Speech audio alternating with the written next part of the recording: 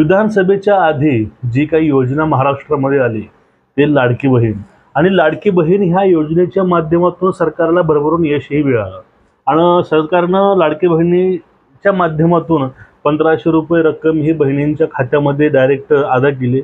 पण त्यांचं एक आश्वासन होतं ते म्हणजे 2100 रुपयाचं, तेही शासनानं टप्प्याटप्प्याने तेही पूर्ण करू असं बोललेलं आहे।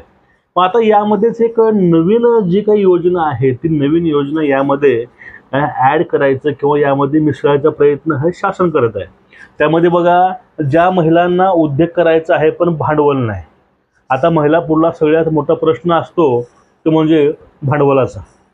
उद्योग करायचा आहे, पैसा नाही, भांडवल नाही, अशा महिलांना एक लघु उद्योगासाठी त्यामध्ये फिटगरण्याच्या चक्क्या असतील, काही बांगड्या असतील, असं काही असेल, याच्या माध्यमातून स्वतःचे उद्योग करण्याकरता या महिलांना 30 ते 40 हजार रुपये तुमचे लाडके बहिणीचे पैसे ज्या खात्यामध्ये येतात त्या खात्यामध्ये तुम्हाला हे 30-40 तुम्हाला कर्ज रुपयामध्ये भेटणार आहेत आणि तुम्हाला तुमचे हे कर्ज रुपयात भेटलेले पैसे हे तुम्हाला त्या 1500 मधून हप्ते पाडून त्यातनं फेडमध्ये घेणार आहेत। याचा अर्थ काय की 1500 मध्ये तुम्ही आपला जो व्यवसाय आहे तो व्यवसाय सुरू करू शकत नाही, पण तुम्हाला जी एक रक्कम भेटते, जे अमाऊंट एक वेळेस भेटते, त्या माध्यमातून तुम्ही आपला काहीतरी लहान उद्योग घरामध्ये सुरुवात करू शकता।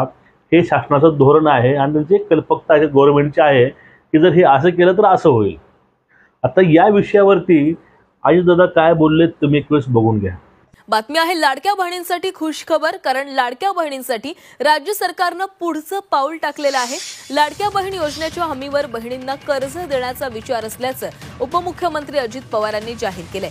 ज्या बहिणींना उद्योग सुरू करायचा असेल आणि भांडवल नसेल तर या योजनेच्या हमीवर लघु उद्योगांसाठी कर्ज उपलब्ध करून देण्याचा सरकारचा प्रयत्न आहे। या कर्जाचा हप्ता लाडकी बहीण योजनेतून सरकारकडून भरण्याची योजना विचाराधीन असल्याची माहिती अर्थमंत्री तथा उपमुख्यमंत्री अजित पवार यांनी दिली आहे आणि यातून लाडक्या बहिणींना 30 ते 40 हजारांचं अर्थसहाय्य होईल असा विश्वासही अजित पवारांनी व्यक्त केला आहे।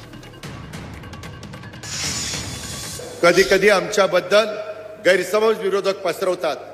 लाडकी बहीण आम्ही दर महिन्याला तुम्हाला 1500 रुपये देतो, त्याच्यामध्ये मी राज्याचा अर्थमंत्री म्हणून सांगतो, तुमचे जे लाभार्थी माझ्या लाडक्या बहिणी त्या योजनेमध्ये बसतात त्यांना ही योजना कदापि आम्ही बंद करणार नाही। ते आमच्या लाडक्या बहिणींच्या करताय, तुम्हाला त्याच्यातनं मदत होते। उलट आम्ही त्याच्यात नवीन प्रस्ताव आणलेला आहे, काही बँका पुढे आणलेल्या आहेत। नांदेड जिल्हा बँकेशी पण मी बोलीन, काही जिल्हा मध्यवर्ती सहकारी बँका चांगल्या आहेत, तिथं आमचे दर महिन्याला 1500 रुपये त्या भगिनीला जातात, त्याच्याऐवजी त्या भगिनीला त्यांनी 30 ते 40 हजार रुपये द्यायचे आणि हप्ता ह्याच्यातनं त्यांचा जाईल 40-50 हजार रुपयाचं भांडवल जर तिला झालं तर त्याच्यातनं ती माझी बहीण काही ना काही स्वतःचा व्यवसाय करू शकेल आणि त्याच्यातनं स्वतःचं कुटुंब ती उभं करू शकेल।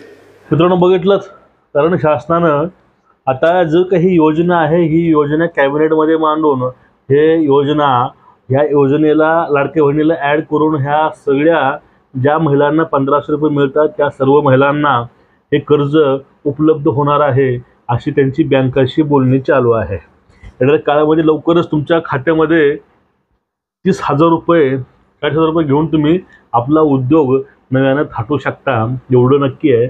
आणि प्रत्येक लाडकी बहीण हे एक लहान उद्योजक होईल एवढं यातून दिसून येत आहे। तुमचं एकूणच मत काय नक्कीच कळवा आणि व्हिडिओ जास्तीत जास्त लोकांपर्यंत शेअर करा। नमस्कार।